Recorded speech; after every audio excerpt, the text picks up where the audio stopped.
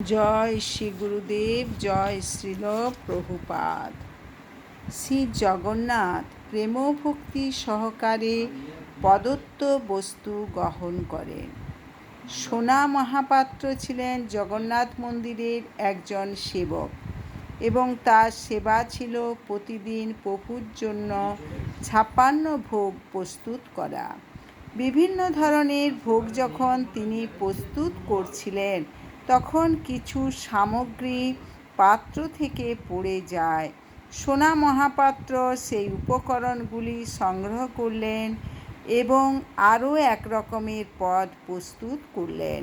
তিনি কিছু আটা, চিনি, ঘি মিশ্রিত করে সেগুলিকে ভেজে এক ধরনের পিঠে তৈরি করলেন। শ্রী জগন্নাথ দেবের সন্ধ্যারতির পর তিনি শ্রী জগন্নাথ দেবের জন্য সেই অতিরিক্ত পদটি নিয়ে মন্দিরে তিনি গরুর স্তম্ভের পাশে এলেন এবং তার সামনে এই বলে উৎসর্গ করলেন, প্রভু জগন্নাথ দেব, কৃপাপূর্বক এই পদটি গ্রহণ করুন। তারপর তিনি সেই পদটি নিবেদিত প্রসাদ হিসেবে নিয়ে গৃহে ফিরলেন। তিনি প্রতিদিনই এইভাবে স্বতন্ত্রভাবে রচিত একটি পদ প্রভুকে নিবেদন করতে লাগলেন। যতদিন না পূজারীগণ এসব সহ্য করতে অসমর্থ হলেন, তারা তাকে এই বলে সমালোচনা করতে লাগলেন, সে যেহেতু এই পদটি ব্রাহ্মণ পূজারীদের মন্ত্র দ্বারা নিবেদিত নয়, তাই ওই পদটি প্রসাদ নয়। সেই জন্য সোনা মহাপাত্র কেবল ভোগ গ্রহণ করছেন। কিন্তু সোনা মহাপাত্র পূজারীদের এই যুক্তি স্বীকার করতে পারলেন না।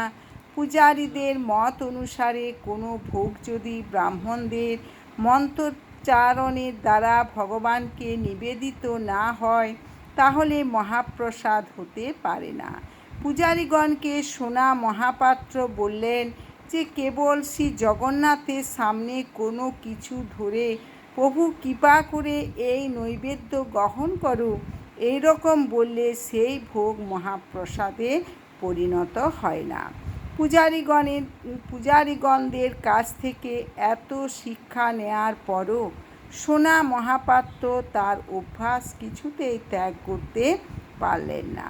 পূজারীগণ অবশেষে রাজার কাছে অভিযোগ করলেন যে এই রাঁধুনি উপযুক্তভাবে ভোগ শ্রী জগন্নাথ দেবকে নিবেদন না করে তা নিজেই গ্রহণ করছে। সেই সময় উড়িষ্যার শাসন করছিলেন রাজা পুরুষোত্তম দেব। সোনা মহাপাত্রের এই রকম আচরণ বিকৃতির কথা শুনে রাজা খুব বিচলিত হলেন এবং তাকে কারারুদ্ধ করতে আদেশ দিলেন। রাজার আদেশে সৈন্যগণ সোনা মহাপাত্রকে ধরার জন্য গেল। তিনি সেই সময় প্রভুর জন্য 56 ভোগ প্রস্তুতে নিযুক্ত ছিলেন, কিন্তু সৈন্যরা তাকে ধরে নিয়ে গিয়ে কারারুদ্ধ করলেন। সোনা মহাপাত্র বললেন, হে প্রভু, আমার কোনো দোষ নেই। আমি জানি না এরা কেন আমাকে কারারুদ্ধ করছে। আমি অত্যন্ত দুঃখিত যে আপনার জন্য আমি আজ খাদ্য ব্যঞ্জন প্রস্তুত করতে পারলাম না। কৃপা করে আমায় আপনি মার্জনা করবেন। কারারুদ্ধ হওয়ায় সোনা মহাপাত্র খুবই ব্যথিত হলেন। তিনি কোনো কিছু আর আহার করলেন না, কিন্তু কেবল প্রভুর কাছে প্রার্থনা করলেন, হে জগন্নাথ, আমি আপনাকে প্রতিদিন ভোগ নিবেদন করেছি। আপনাকে নিবেদন না করে আমি কোনোদিন কিছু আহার করিনি। হতে পারে আপনাকে ভোগ নিবেদনের সময় কোনো বৈদিক মন্ত্র উচ্চারণ করতে পারিনি, কিন্তু আমি তো অত্যন্ত প্রেম ও ভক্তি সহকারে আপনাকে নিবেদন করেছি। আপনাকে ভোজন করানোর জন্য প্রেম ও ভক্তি কি যথেষ্ট নয়? একজন কেবল আপনার সামনে দাঁড়িয়ে মন্ত্র উচ্চারণ করলেই কি আপনি ভোগ গ্রহণ করবেন? কেউ প্রেম ও পূর্ণ চিত্তে কিছু অর্পণ করলে কি আপনি গ্রহণ করবেন না? কেউ যদি প্রেম ও ভক্তি সহকারে আপনাকে কিছু নিবেদন করে আপনি তা গ্রহণ করেন, তাহলে আপনাকে যখন প্রীতি ও ভক্তি সহকারে কিছু নিবেদন করি তাহলে কেমন করে এটি মহাপ্রসাদ হবে না? আমার কোথায় ত্রুটি হলো তা বুঝতে পারছি না। যাই হোক, আপনি হচ্ছেন প্রভু, আপনার যা যথার্থ মনে হয় আপনি তাই করুন। এইভাবে কোনো কিছু ভোজন না করেই সোনা মহাপাত্র সেদিন শয়ন করলেন।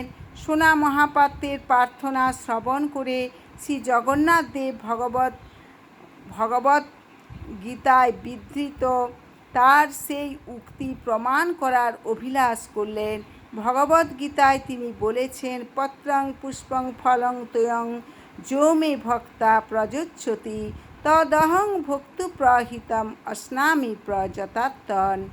যে বিশুদ্ধ চিত্ত নিষ্কাম ভক্ত আমাকে ভক্তিপূর্বক পত্র পুষ্প জল ফল নিবেদন করে আমি তা আনন্দের সঙ্গে গ্রহণ করে থাকি। ভগবদ্গীতায় 9 অধ্যায় 26 নম্বর শ্লোকে কথা তিনি বলেছেন।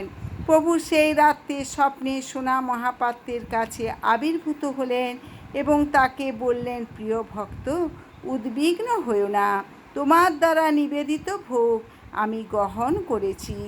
আজ থেকে তোমার প্রীতির মহিমা প্রত্যেকে অবগত হবে, প্রত্যেকেই জানবে যে প্রেম প্রীতি সহকারে অর্পিত ভোগ আমি অবশ্যই গ্রহণ করে থাকি।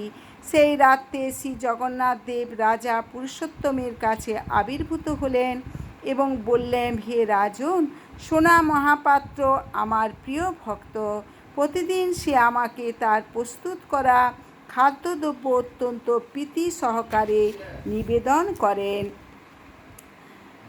আমি সেই পদ খুবই পছন্দ করি। আমি তার ভোজন করার পর সুখে নিদ্রা যেতে পারি। তাকে দণ্ডদানের পরিবর্তে তোমার উচিত হবে আমার জন্য তার সেই বিশেষ পদ প্রস্তুতির সেবায় নিযুক্ত করা। যখন রাজা পরদিন প্রভাতে জেগে উঠলেন, তিনি স্বয়ং কারাগারে গেলেন এবং সোনা মহাপাত্রকে মুক্ত করলেন। তিনি তাকে রাজকীয় সম্মান জানালেন এবং শ্রী জগন্নাথ দেবের আজ্ঞানুসারে প্রভুর অপ্রাকৃত ভোগ প্রস্তুতি সেবায় নিয়োজিত করলেন। তখন থেকে প্রভু জগন্নাথের জন্য সেই বিশেষ পদ প্রস্তুত করা হয় এবং সেই পদটি সধেনেড়া নামে প্রসিদ্ধ। এটি একটি আটা ও ঘিয়ের তৈরি শুকনো পদ। হরে কৃষ্ণ কৃষ্ণ কৃষ্ণ হরে হরে, হরে রাম রাম রাম হরে হরে। আপনারা চ্যানেলটিকে সাবস্ক্রাইব করবেন, লাইক করবেন, কমেন্ট করবেন, বেশি বেশি করে শেয়ার করবেন। হরে কৃষ্ণ।